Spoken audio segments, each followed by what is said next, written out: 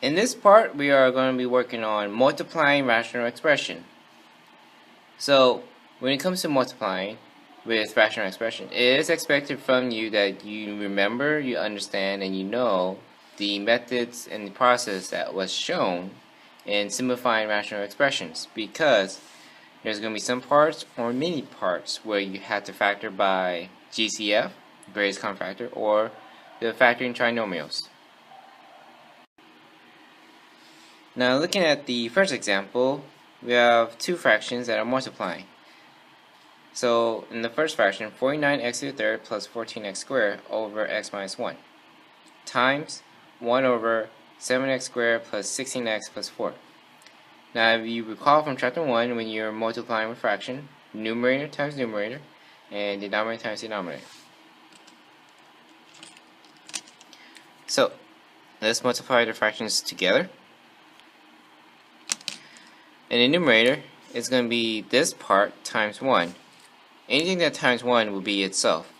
So basically, 49x to the third plus 14x squared over.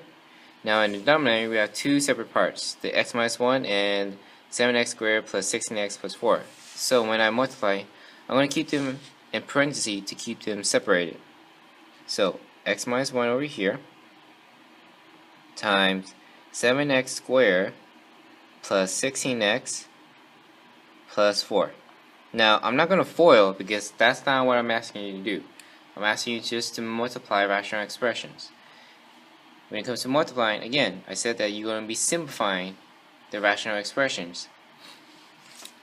So, simplifying means that you're going to factor, not FOIL. Alright, so let's take a look at the numerator. I'm going to write over here 49x to the third plus 14x squared. Now here we're going to be factoring by GCF because they both have a common factor, which both of them are divisible by 7. Not just that, they both have x. So I'm going to use the lowest exponent, which is x squared, for our GCF. So when you simplify, it will be 7x squared outside the parenthesis, or in front of the parenthesis, and then inside it will be 49x to the third divided by 7x squared will be 7x, and then positive 14x squared divided by 7x squared will be positive 2. So when I simplify that by GCF, you will get 7x squared times 7x plus 2. Alright, next we're going to factor this part. We're not going to worry about x minus 1 because it's in its simplest form, so nothing to worry about. But we are going to factor 7x squared plus 16x plus 4. And I'm going to write it up here.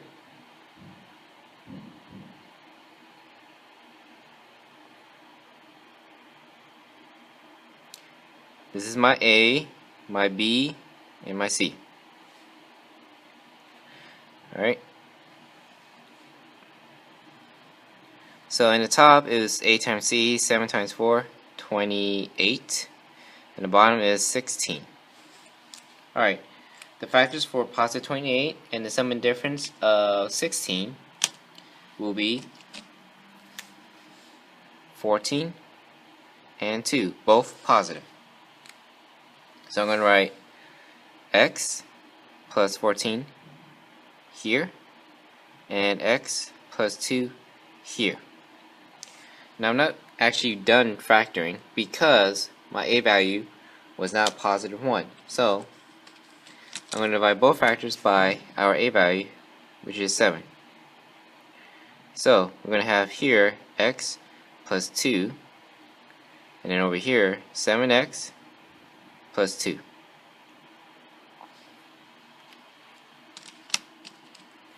And I'm going to underline that. So the factors that I underlined in red, I'm going to bring it back into the fraction.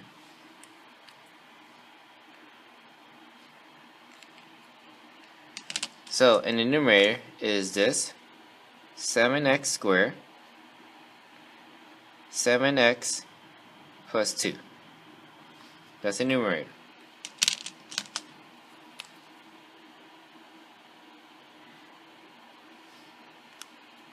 Now in our denominator, remember that I didn't mess with the x minus 1, but it's still there, so I'm going to bring it back. So x minus 1. But we factored this, which is over here, so I'm going to bring it over here.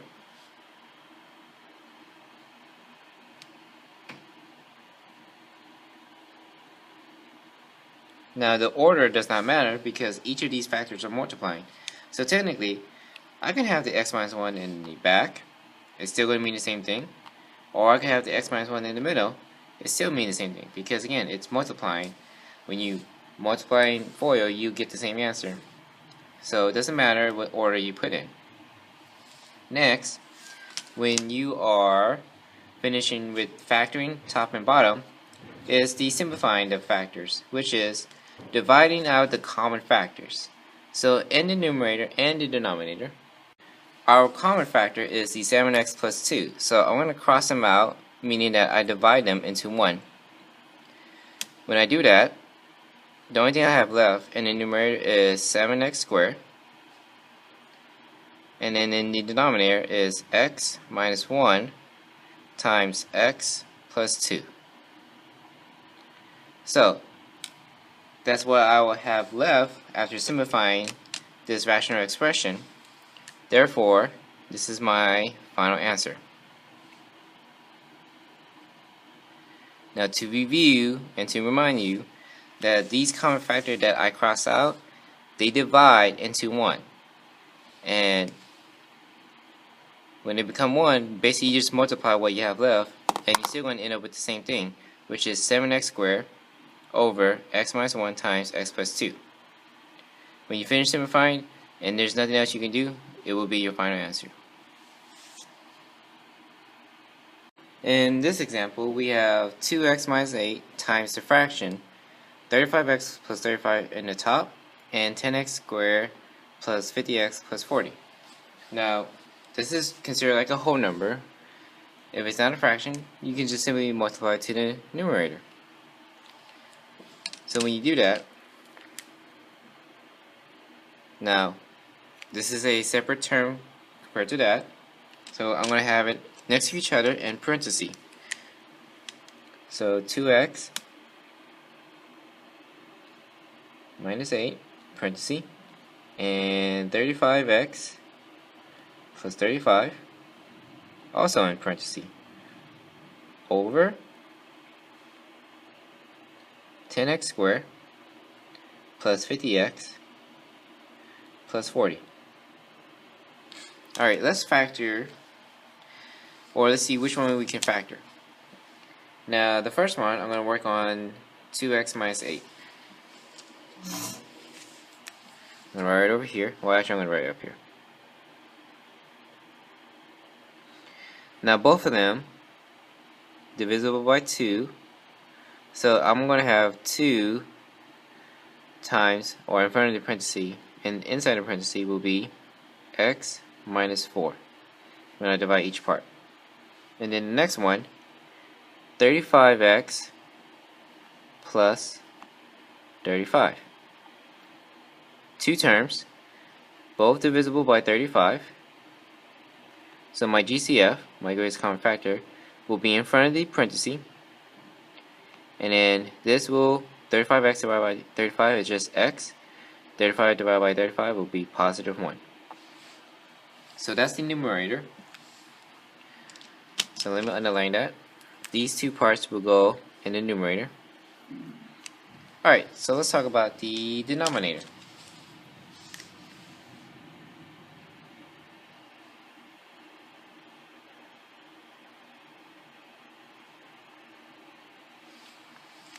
Now if you look closely, these three terms, they can actually be divided by a common number, which is 10. So what we're going to have here is 10 on the outside. Then on the inside, when I divide this by 10, it will be x squared. When I divide this by 10, it will be plus 5x. And then when I divide this by 10, it will be plus 4. After we finish factoring out our GCF, which is 10. If you look closely inside the parenthesis, it's x squared plus 5x plus 4. So you would just factor normally with the x table, factors of a times c, finding the sum and difference. When you finish factoring, this is what you should have. The 10 stay the same. For the x squared plus 5x plus 4, your two factors will be x plus 4 times x plus 1.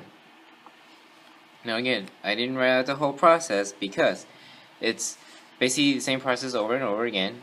It's just expected for you to know how to do it, work it out, and then make sure to find the answers and match them with mine, which is x plus 4 and x plus 1 for x squared plus 5x plus 4.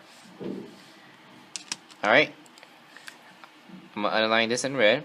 Now the ones I underline in red, I'm going to bring it back into the fraction. So my numerator are these two. Now be careful here. In the original, they're multiplying right here. 2x minus 8 multiplied to 35x plus 35. So I got these pair of factors here. So they have a 2 and a 35. So make sure to remember, since they're multiplying, that these are multiplying the 2 and 35. So what I'm going to do first is I'm going to put the 2 in parentheses, bring the x minus 4, put the 35 also in parentheses, and then bring the x plus 1.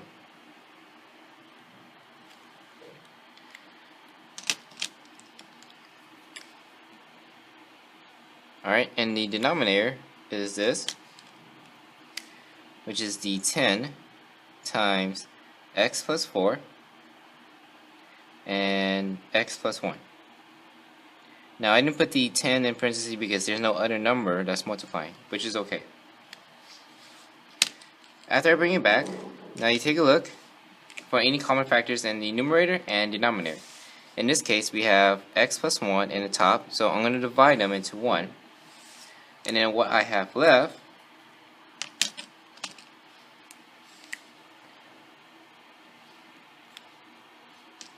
are the ones I did not cross out.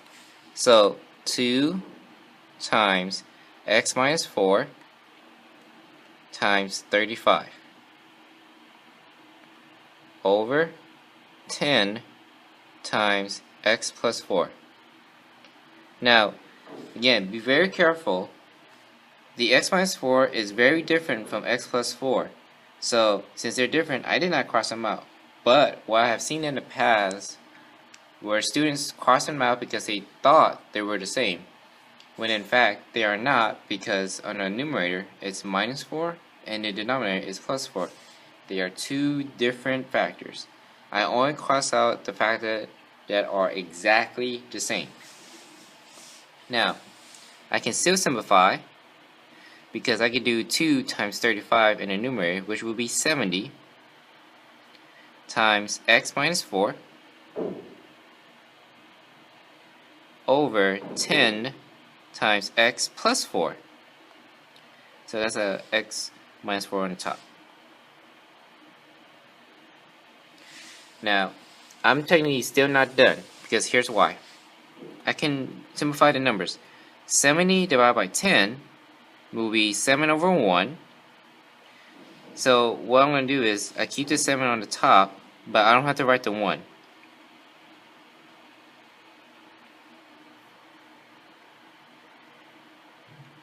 And then I'm just going to have the x plus 4 without the parenthesis. So let me review and repeat. For the number 70 divided by 10 will be 7 over 1, or just 7, which where I put the 7 on the top. I didn't have to put the invisible 1. You could, but you don't really have to. But when you're simplifying, if it's 70 over 10, that can become a whole number, it goes to the top. But, again, if you can divide into a whole number, it will go to the top. If not, then it would be a fraction with the number in its places. You might have a number in the top and another number in the bottom. But for this example, this is our final answer. 7 times x minus 4 over x plus 4.